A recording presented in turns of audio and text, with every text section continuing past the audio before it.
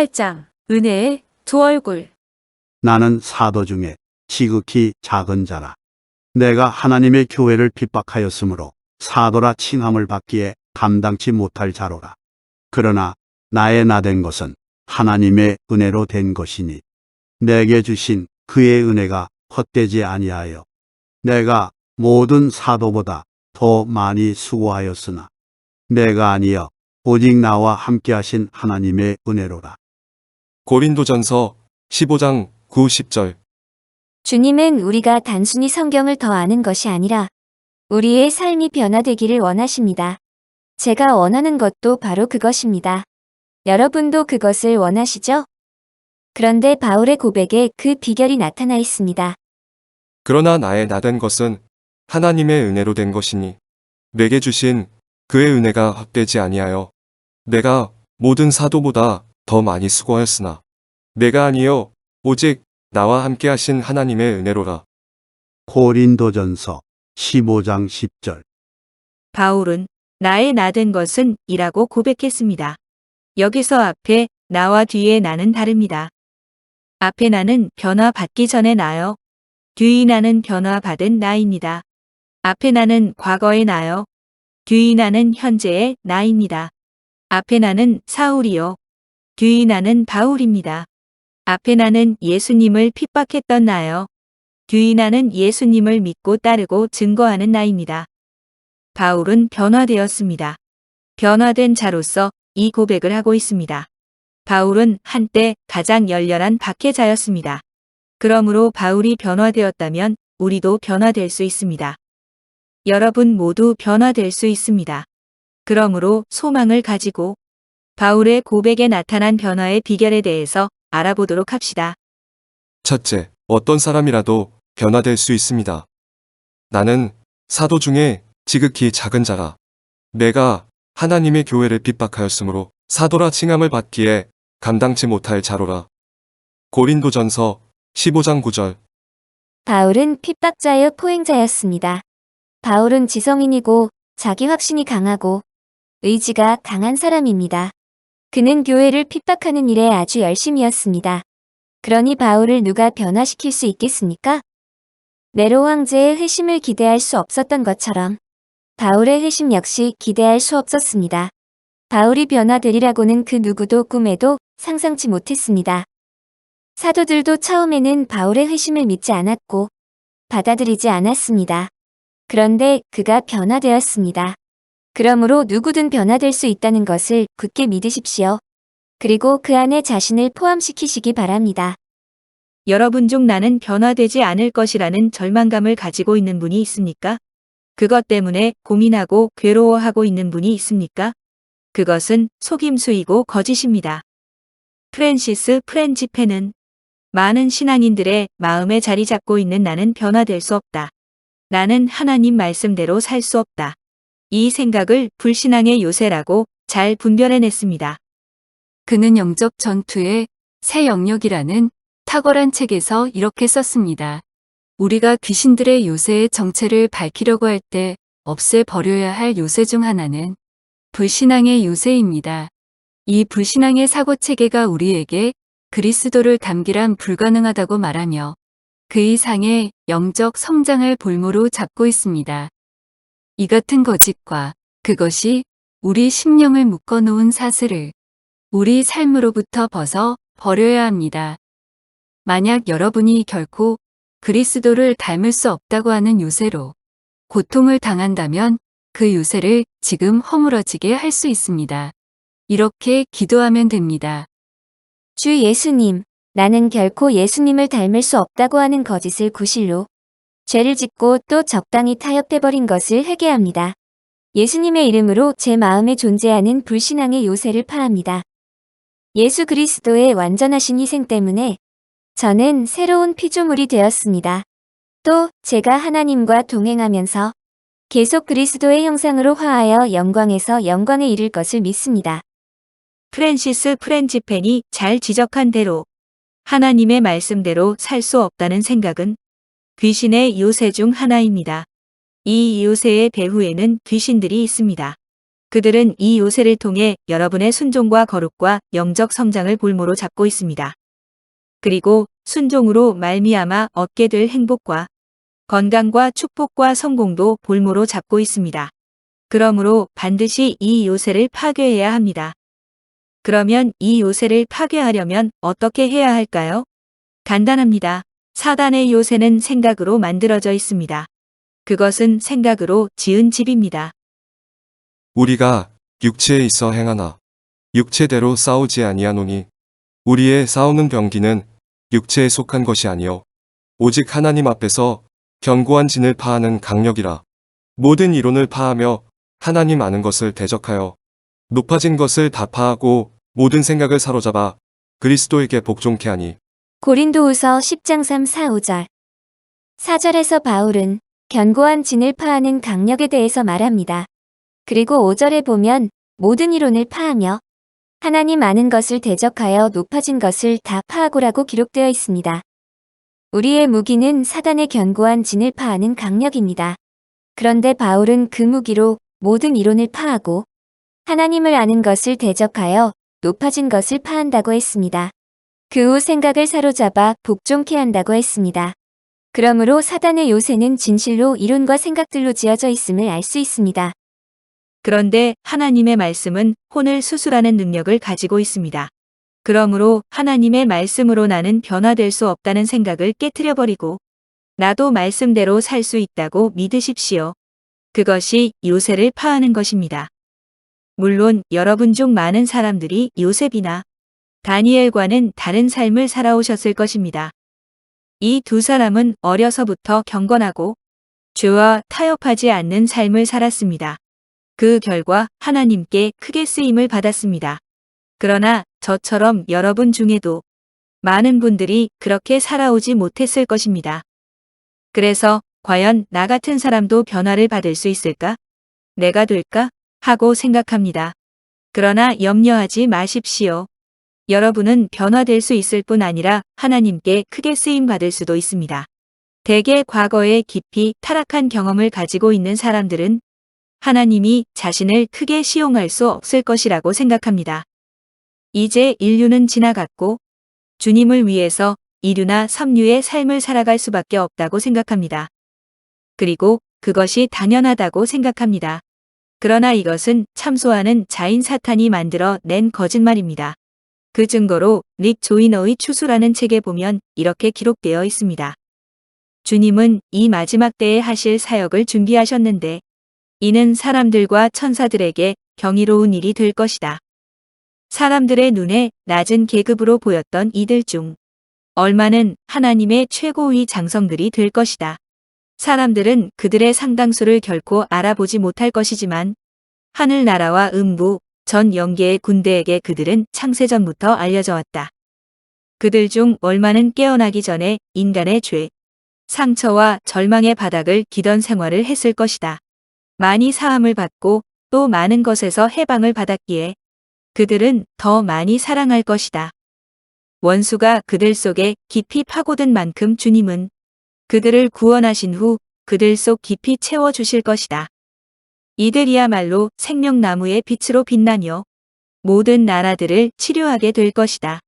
다가오고 있는 날에 가장 큰 생명을 교회에 가져올 사역자 중 얼마는 지난날 큰 과오를 저지른 이들일 것이다. 같은 책에서 릭 조이너는 또 이렇게 썼습니다. 아브라함은 이삭 전에 이스마엘을 낳았다. 베드로는 주님의 가장 위대한 증인의 한 사람으로 쓰임받을 수 있게 되기 전 주님을 부인했다. 바울은 은혜의 사도가 될 수 있기 전 교회를 죽도록 핍박한 죄인 중에 괴수였다. 창세기 3장에서부터 끝까지 성경은 한 가지 중요 주제를 다룬다. 구속. 어떤 면에서 하나님은 구속하시는 사업을 하는 것이다. 그분의 마음은 잃어버린 것들을 찾아 회복시키시는 것이다. 이것 때문에 극심한 영적 실패를 체험한 사람 중에 많은 수가 그 실패 때문에 주님께 더 쓸모있는 사람이 된다. 주님은 그들을 회복시키시고 강하게 쓰실 것이다. 이런 실패로 인한 겸손함이 주님으로 하여금 그들에게 더 많은 영적 권세를 주시도록 한다. 주님을 부인한 후에 베드로에게 주님이 하셨듯이 그러므로 바울이 변화받은 것처럼 여러분도 변화될 수 있을 뿐 아니라 나아가서 하나님을 위해 가장 크게 쓰임받을 수 있음을 믿으십시오. 말씀 위에 굳게 서서 다시는 원수가 이 분야에서 여러분을 속이지 못하게 하십시오. 둘째, 오직 하나님의 은혜로만 변화됩니다. 사람은 누구나 변화될 수 있다고 말하면 어떤 사람은 이렇게 우는 소리를 합니다. 그러나 나는 참고 애쓰고 울어도 안 되던데요. 이것을 기억하십시오. 사람은 누구나 변화될 수 있습니다. 그러나 그 변화는 오직 하나님의 은혜로만 가능합니다. 바울은 나의 나된 것은 은혜로 된 것이니라고 고백했습니다. 바울은 자신의 변화가 하나님의 은혜에 의한 것임을 분명히 했습니다. 그런데 오늘날 대다수의 사람들이 은혜에 대해 착각하고 있습니다. 그 결과 입으로는 늘 은혜를 말하지만 바울처럼 변화되지 않고 도리어 그 은혜로 자기의 불순종을 변호하고 합리화하고 있습니다. 오래전 식당에서 식사를 하는데 제 책을 구입한 한 남자 성도님으로부터 전화가 왔습니다. 그분은 자신이 하용조 목사님이 심우하시는 온 누리교회의 성도라고 밝힌 후에 제 책을 구입해서 읽고 있는 중인데 믿어도 회개한 사람만 천국에 간다고 주장하시는 것 같은데 그러나 우리는 행위가 아니라 하나님의 은혜로 구원을 받는 것이 아닙니까? 라고 질문했습니다. 여러분 중에도 혹 제 책을 읽거나 설교를 들으신 후 이런 의문을 갖고 계신 분이 있습니까? 그런 분들은 주의해서 읽으시기 바랍니다. 보통 은혜하면 공짜, 값없이 주어지는 것, 자격이 없는 사람에게 베풀어지는 호의 등을 생각합니다. 이것은 은혜의 단면입니다. 그런데 사람들은 이것을 은혜의 전체로 착각합니다. 그래서 구원에 대해서 구원은 은혜로 받는 것이니 우리의 행동과 상관이 없다. 어떻게 살든 결국 천국은 간다라는 잘못된 생각을 하는 것입니다. 우리는 은혜가 무엇인지 제대로 알아야 합니다. 그러면 은혜는 무엇일까요? 어거스틴은 아우구스티누스의 은혜론이라는 책에서 은혜에 관해 다음과 같이 썼습니다. 은혜는 성령을 주시는 것이며 성령은 선에 대한 기쁨과 사랑의 불을 영혼 속에 일으키신다. 은혜야말로 율법 준행을 가능하게 하며 우리의 본성을 죄의 속박에서 해방한다.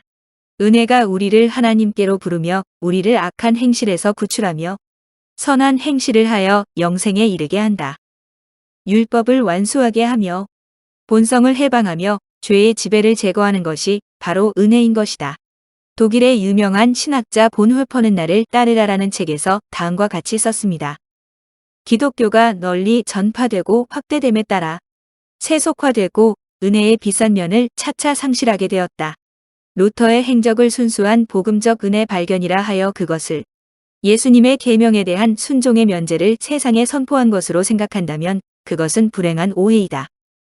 은혜에 의해서 순종이 면제되는 것이 아니다. 올바른 순종이 은혜에서 시작되는 것이다.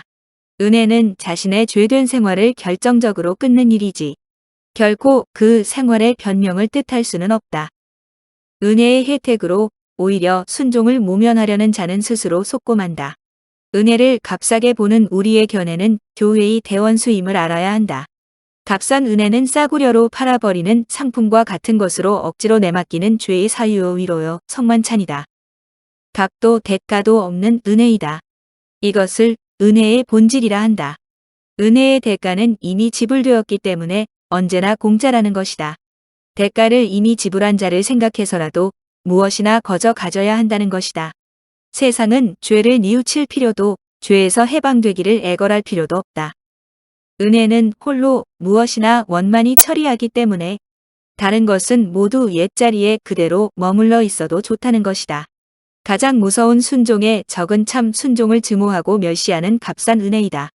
값싼 은혜같이 우리 복음적 교회에 잔인한 것은 없다. 값싼 은혜는 우리 대부분의 개인에게도 잔인하다. 그리스도에 이르는 길을 막고 열지를 않는다. 우리로 따라가도록 부르지 않고 오히려 불순종을 고집하게 한다.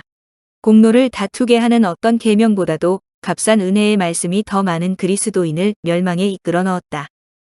로이드 존즈는 그의 최고의 걸작인 산상설 교집 상권에서 은혜에 대해 이렇게 썼습니다. 은혜의 전 목적은 우리로 하여금 율법을 지킬 수 있게 하는 것이다. 만일 여러분이 받았다고 말하는 은혜가 여러분으로 하여금 율법을 지키지 못하게 한다면 여러분은 은혜를 받지 못한 것이다. 은혜란 무엇인가? 은혜란 사람을 율법의 저주에서 구원하여 그로 율법을 지킬 수 있게 하며 그리스도가 의로웠던 것처럼 의롭게 될 수 있게 하는 하나님의 놀라운 선물을 말한다. 베스트셀러 작가인 존 비비어 목사님은 여호와를 경외하라는 책에서 은혜에 대해 다음과 같이 썼습니다. 지난 20, 30년 동안 많은 교회들이 가르치고 믿어온 은혜는 진정한 은혜가 아니라 왜곡된 은혜이다. 이것은 하나님에 대한 경외를 게을리하고 하나님의 선하심만을 지나치게 강조한 결과이다. 수많은 대화 속에서 그리고 많은 강대상에서 나는 많은 신도들과 지도자들이 하나님의 사랑과 은혜로 모든 것을 포장하여 불순종을 변명하는 것을 들어왔다. 은혜는 우리의 공로 없이 얻은 것이다. 그리고 그것은 덮어주기는 하지만 단지 은폐하는 것만이 아니다. 은혜는 우리가 하나님의 권위에 순종하고 경건한 삶을 살도록 해주고 능력을 준다. 마지막으로 예수전도단 열방대학의 홍성건 목사님은 하나님의 성품에 참여하는 사람이라는 책에서 은혜에 대해서 이렇게 썼습니다.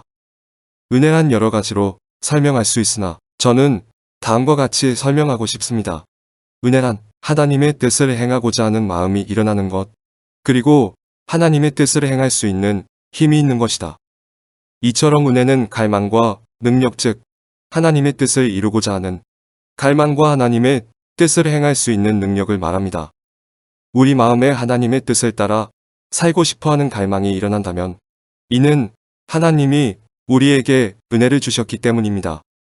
또한 하나님의 뜻을 따라 살 수 있는 힘을 얻어 능히 생활에 실천하게 된다면 이것도 역시 하나님이 우리에게 은혜를 주셨기 때문에 가능한 것입니다. 우리 자신에게서 이러한 갈망과 힘이 나오는 것이 아니라 하나님이 우리에게 주셨기 때문에 가능한 것입니다. 이것이 하나님의 은혜입니다. 여러분, 이제 은혜가 무엇인지 아셨습니까? 은혜는 사람을 변화시키는 신적인 권능입니다. 그래서 성경은 성령을 은혜의 성령이라고 칭한 것입니다. 은혜는 예수님뿐 아니라 성령님과도 관계가 있습니다. 다시 말해서 은혜는 우리를 용서하시는 예수님의 십자가와 관련이 있을 뿐 아니라 우리를 거룩하게 하시는 성령님의 능력과도 관계가 있습니다. 이것을 이해할 때 비로소 우리는 다음 성경 구절들을 이해할 수 있게 됩니다.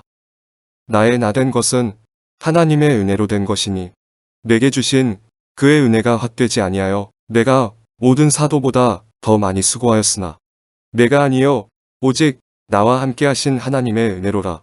고린도전서 15장 10절. 모든 사람에게 구원을 주시는 하나님의 은혜가 나타나 우리를 양육하시되 경건치 않은 것과 이 세상 정욕을 다 버리고 근신함과 의로움과 경건함으로 이 세상에 살고 복스러운 소망과 우리의 크신 하나님 구주 예수 그리스도의 영광이 나타나심을 기다리게 하셨으니 디도서 2장 11, 12, 13절. 그러므로 우리가 진동치 못할 나라를 받았은즉 은혜를 받자. 이로 말미암아 경건함과 두려움으로 하나님을 기쁘게 섬길지니 우리 하나님은 소멸하는 불이심이라. 히브리서 12장 28, 29절. 예수 그리스도의 은혜와 저를 아는 지식에서 자라가라. 영광이 이제와 영원한 날까지 저에게 있을지어다. 베드로후서 3장 18절. 이 모든 말씀에 자명하게 드러나는 것이 무엇입니까? 은혜는 사람을 변화시키는 힘이라는 것입니다. 동전의 앞면과 뒷면이 있듯이 은혜에도 양면이 있습니다. 하나는 죄의 사유요. 다른 한 면은 죄를 이기게 하는 능력입니다. 그러므로 은혜는 단순히 예수님의 피 공로로 죄사함을 받는 것이 아니요 죄를 이길 수 있는 하늘의 능력입니다.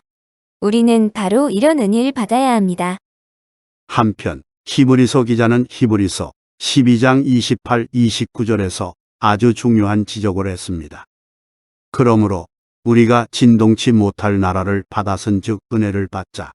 이로 말미암아 경건함과 두려움으로 하나님을 기쁘시게 섬길지니 우리 하나님은 소멸하는 불의의 시민이라. 오늘날 교회에 다니지만 지식 혹은 체험과 은사만 늘고 은혜를 받지 못하는 자들이 많습니다. 그래서 말씀은 잘 알고 방언하고 예언하고 병도 고치는데 그 자신은 변화가 되지 않습니다. 이런 사람들은 결국 아론의 두 아들처럼 소멸하는 불의신 하나님에 의해 멸망당하게 됩니다. 그러므로 우리는 초점을 바르게 가지고 신앙생활을 해야 합니다. 그러므로 우리가 긍휼하심을 받고 때를 따라 돕는 은혜를 얻기 위하여 은혜의 보좌 앞에 담대히 나아갈 것이니라. 히브리서 4장 16절. 이와 같이 우리는 하나님께 나아갈 때 다른 무엇보다도 은혜를 얻기 위하여 나아가야 합니다. 많은 사람들이 하나님께 나아가서 은혜를 구하지 않고 다른 것을 구합니다. 기도할 때 축복이나 건강 혹은 능력이나 영적 체험을 구하는 사람은 많습니다. 그러나 죄를 이기고 하나님께 순종하기 위하여 은혜를 사모하고 구하는 자는 적습니다. 은혜를 구하는 것보다 더 중요한 것은 없습니다.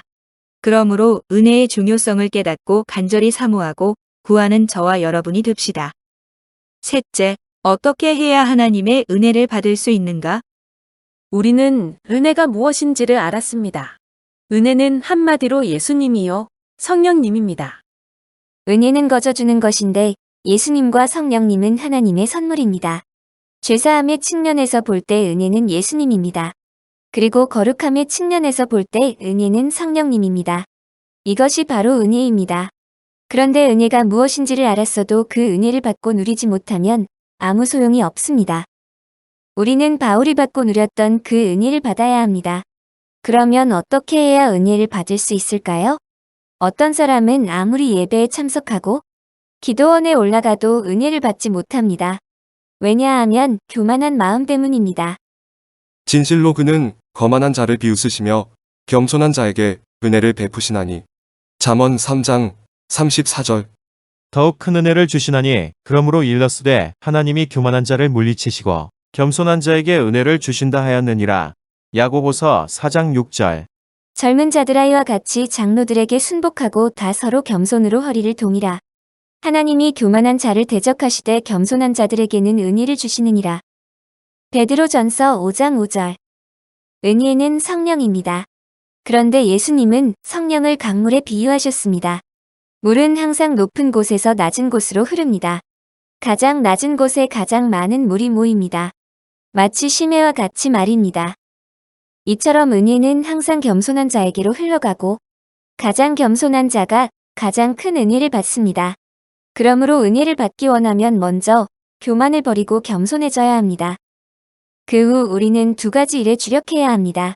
그래야 충만한 은혜를 받을 수 있습니다. 첫째, 우리는 은혜를 사모해야 합니다. 너희 모든 목마른 자들아 물로 나와오라. 돈 없는 자도 오라. 너희는 와서 사 먹되 돈 없이 값 없이 와서 포도주와 젖을 사라. 이사야 55장 1절. 명절 끝날 곧 큰 날에 예수께서 서서 외쳐 가라사대 누구든지 목마르거든 내게로 와서 마시라. 요한복음 7장 37절. 성령과 신부가 말씀하시기를 오라 하시는 도다. 듣는 자도 오라 할 것이요 목마른 자도 올 것이요. 요한계시록 22장 17절. 은혜는 돈으로 살 수 없습니다. 은혜는 공짜입니다.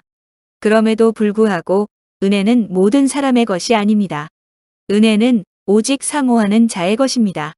성경에 보면 고넬료와 그의 가족과 친구들이 모여서 베드로를 기다렸습니다. 그들은 베드로가 들어오자 절을 하려고 했습니다. 그들은 우리는 하나님께서 당신에게 명하신 것을 듣고자 하여 다 하나님 앞에 있나이다라고 말했습니다. 그들의 사모함이 어떠했는지를 보여주는 대목입니다. 그들은 너무너무 사모하는 마음으로 그 시간을 기다렸고 베드로의 설교의 귀를 기울였습니다. 그러자 무슨 일이 벌어졌는지 아십니까? 베드로가 말을 시작할 때의 말씀을 듣는 모든 사람에게 성령이 내려오셨습니다. 하나님이 은혜를 쏟아 부어주신 것입니다. 여러분, 말씀을 들을 때마다 고넬료처럼 간절히 사모하는 마음으로 들으십시오. 그러면 설교를 시작하는 순간부터 은혜가 쏟아지기 시작해서 설교가 끝날 때까지 계속 은혜가 여러분 위에 임하게 될 것입니다. 그 결과 여러분은 변화될 것입니다. 우리는 은혜를 간구해야 합니다. 동량의 성자라고 분리 우는 가가와 보유히꼬는 나의 나된 것은 밤중에 다른 사람이 자고 있는 시간에 일어나서 1시간씩 하나님께 기도하는 것 때문이다라고 말했습니다. 어떤 사람은 이 고백이 바울의 고백과 다르다고 생각하겠지만 저는 이 고백이 나의 나된 것은 하나님의 은혜로 된 것이라는 바울의 고백과 모순되지 않는다고 생각합니다. 왜냐하면 은혜는 기도하는 자의 것이기 때문입니다. 그는 하나님께 기도함으로 하나님이 은혜를 베푸사그로 자기의 얼굴을 즐거이 보게 하시고 사람에게 그 의를 회복시키시느니라. 욥기 33장 26절. 너그러운 사람에게는 은혜를 구하는 자가 많고 선물을 주기를 좋아하는 자에게는 사람마다 친구가 되느니라. 잠언 19장 6절. 주권자에게 은혜를 구하는 자가 많으나 사람의 일의 작정은 여호와께로 말미암느니라. 잠언 29장 26절. 그러므로 우리가 긍휼하심을 받고 때를 따라 돕는 은혜를 얻기 위하여 은혜의 보좌 앞에 담대히 나아갈 것이니라. 히브리서 4장 16절. 여기서 은혜의 보좌 앞에 나간다는 것은 기도를 의미하는데 히브리서 기자는 은혜를 얻기 위해 보좌 앞에 나가야 한다고 말했습니다. 즉, 기도해야 은혜를 받을 수 있다는 것입니다. 릭 조이너가 쓴 하나님의 부르심이라는 책에 보면 예수님이 하신 이런 말씀이 기록되어 있습니다. 나는 내가 아는 진리를 따라 살도록 내게 더 많은 은혜를 나누어 줄 것이다. 그러나 너는 그 은혜를 받기 위해 매일 내 은혜의 보좌 앞으로 나와야 한다. 그러므로 사모하는 마음을 가질 뿐 아니라 날마다 은혜를 받기 위해 기도로 하나님께로 나아가십시오. 그러면 하나님께서 날마다 새로운 은혜를 부어주실 것입니다. 내가 또 너희에게 이르노니 구하라. 그러면 너희에게 주실 것이요. 찾으라. 그러면 찾을 것이요. 문을 두드리라. 그러면 너희에게 열릴 것이니 구하는 이마다 받을 것이요.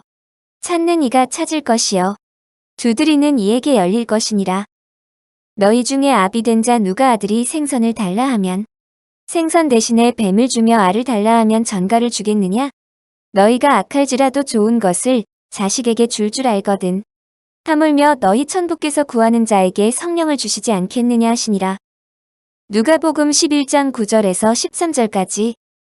이 말씀은 은혜를 받기 위해 하나님의 보좌 앞에 나아가 기도하는 모든 사람들을 위한 보배로운 진리로 가득합니다. 첫째로, 하나님은 구하는 자에게 은혜를 주십니다. 은혜는 성령입니다. 그런데 주님은 이렇게 말씀하셨습니다.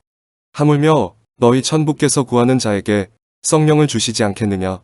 그러므로 우리는 기도해야 합니다. 둘째로, 하나님은 사람을 차별하지 않으십니다. 구하는 이마다 받을 것이요. 찾는 이가 찾을 것이요. 두드리는 이에게 열릴 것이니라.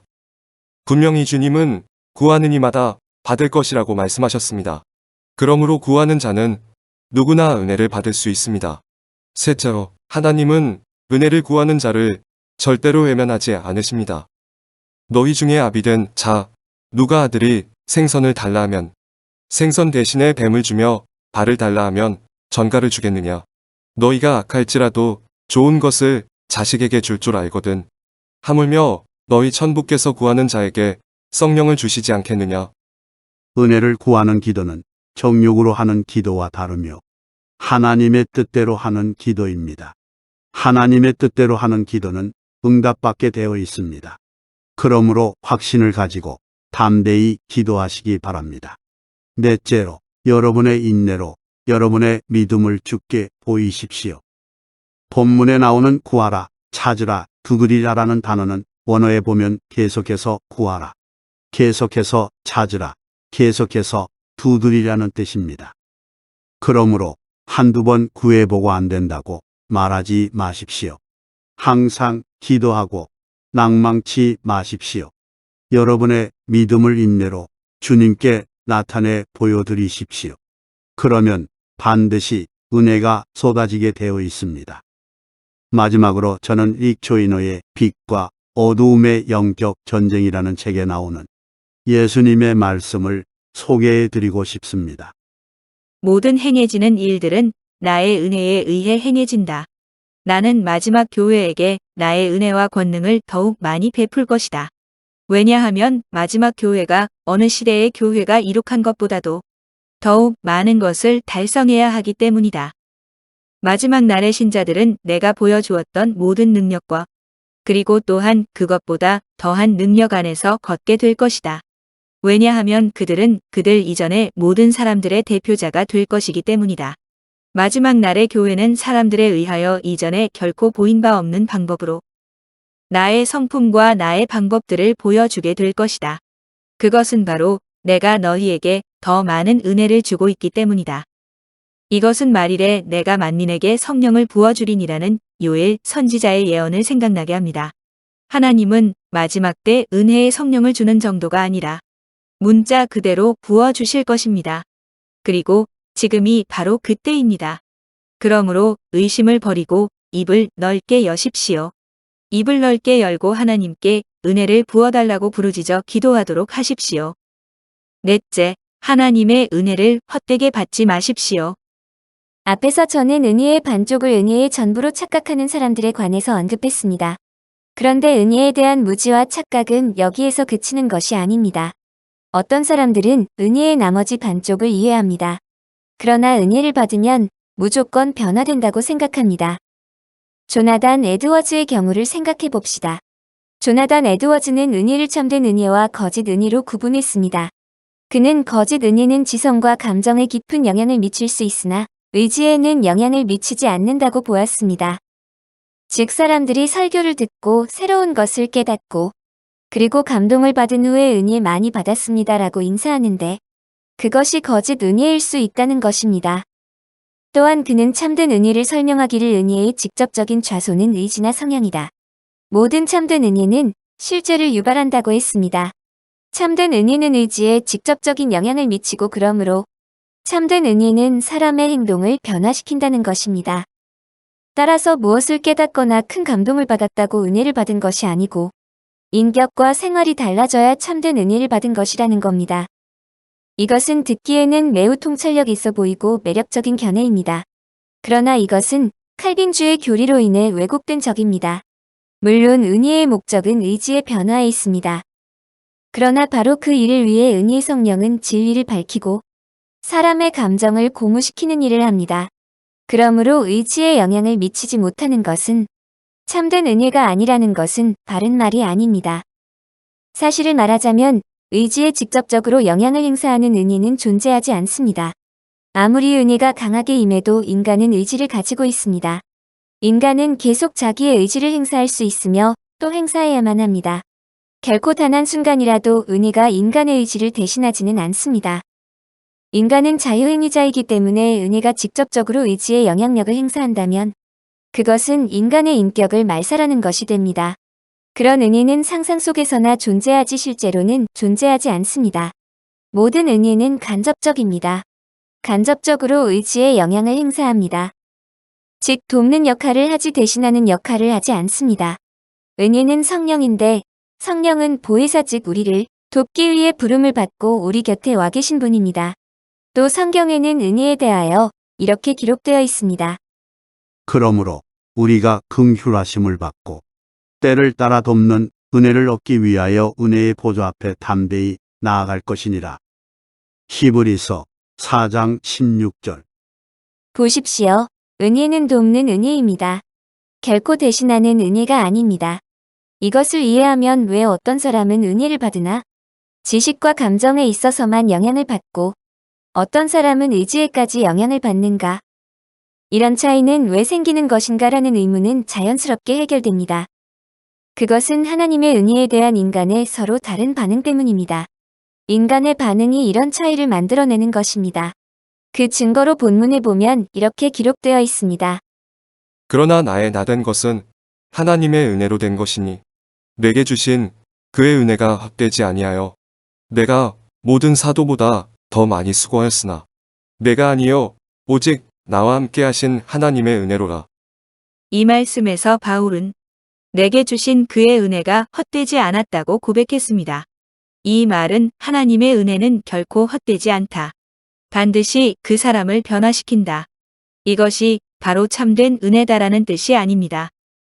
오히려 이 말씀은 하나님의 은혜가 헛될 수도 있다는 가능성을 암시합니다.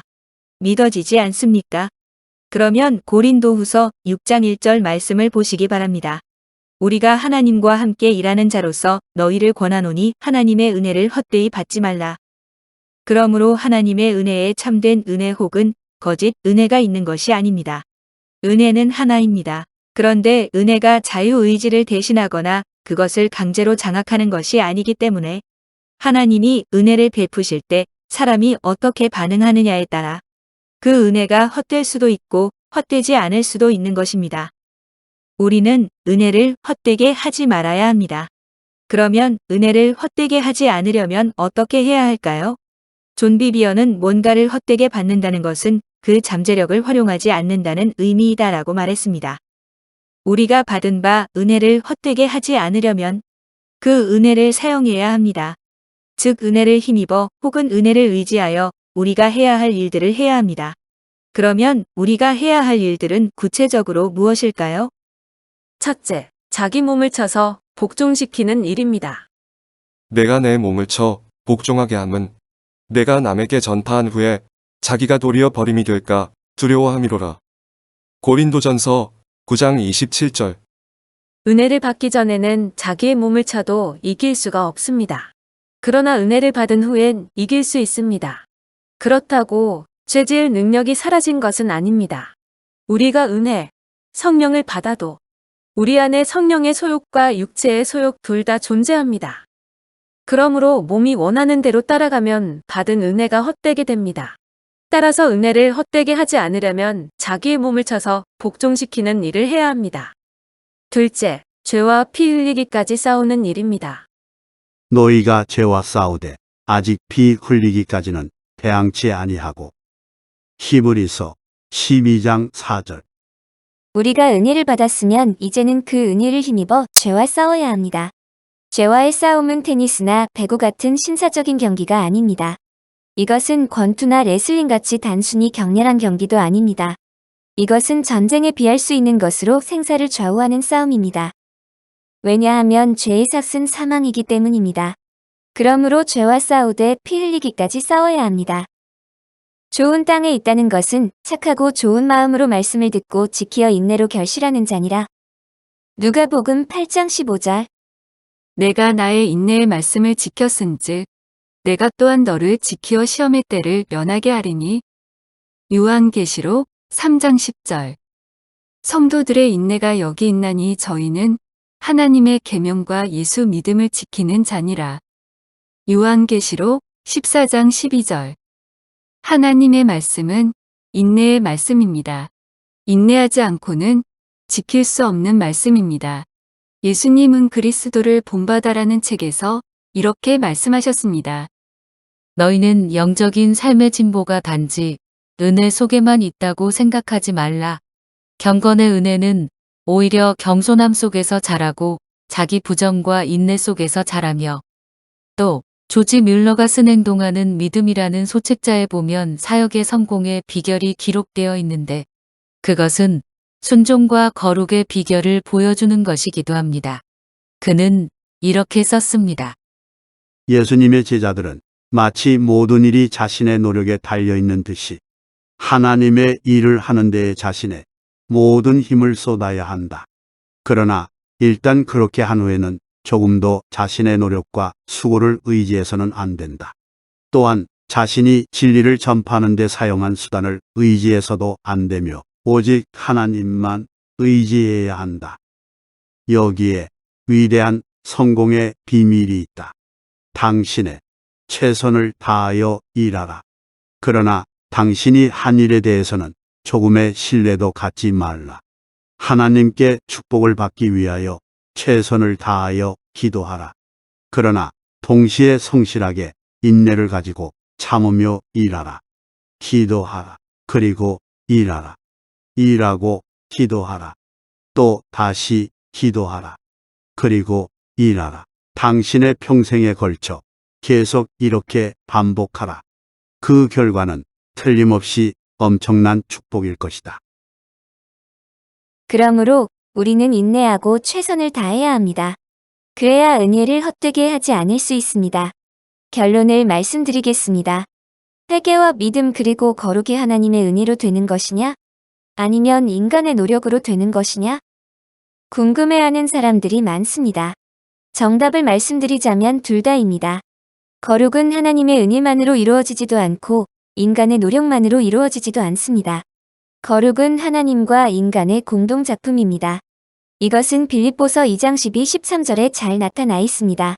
그러므로 나의 사랑하는 자들아, 너희가 나 있을 때뿐 아니라 더욱 지금 나 없을 때에도 항상 복종하여 두렵고 떨림으로 너희 구원을 이루라. 너희 안에서 행하시는 이는 하나님이시니 자기의 기쁘신 뜻을 위하여 너희로 소원을 두고 행하게 하시나니. 성령 하나님이 우리 안에 오셔서 하나님의 기뻐하시는 소원을 우리 속에 주십니다. 이것이 하나님의 은혜입니다. 그런데 바울은 이것으로 다 되었다고 쓰고 있지 않습니다. 그는 두렵고 떨리는 마음을 가지고 항상 복종해야 한다고 말합니다. 즉, 의지를 올바로 사용해야 하고 노력해야 한다고 말합니다. 그러므로 우리는 하나님의 은혜를 전적으로 의지하되 최선을 다해야 합니다. 우리는 자기 몸을 쳐서 복종시키고 죄와 피 흘리기까지 싸우고 인내로새 말씀을 지켜야 합니다. 그래야만 받은 바 은혜를 헛되게 하지 않을 수 있습니다. 한편 비록 신인 협동설이 맞더라도 우리는 모든 영광을 오직 하나님께 돌려야 합니다. 왜냐하면 우리가 아무리 수고를 했어도 하나님의 은혜가 없었으면 그것은 불가능했을 것이기 때문입니다. 그러므로 모든 영광을 오직 하나님께 돌려야 합니다. 그런 의미에서 은혜를 받고 수고하여 그 은혜를 헛되게 하지 않으므로 변화된 그때가 중요합니다. 그때 우리는 나의 나된 것은 하나님의 은혜로 된 것이라고 고백한 바울처럼 모든 영광을 오직 하나님께만 돌려야 합니다. 세계의 성자 성 프랜시스는 누가 하나님의 영을 가진 사람인가라는 소주제로 이런 짤막한 글을 남겼습니다. 우리는 성 프랜시스의 글에 나오는 바로 그런 사람이 되어야 합니다. 하나님의 영을 가진 사람이 누구이겠습니까? 주님이 자기를 통하여 무슨 선행을 이루어 주실 때 그것을 자기가 했던 일로 여기지 않고 더욱 겸손하면서 다른 사람들보다도 자기를 더욱 작은 자로 여기는 사람입니다.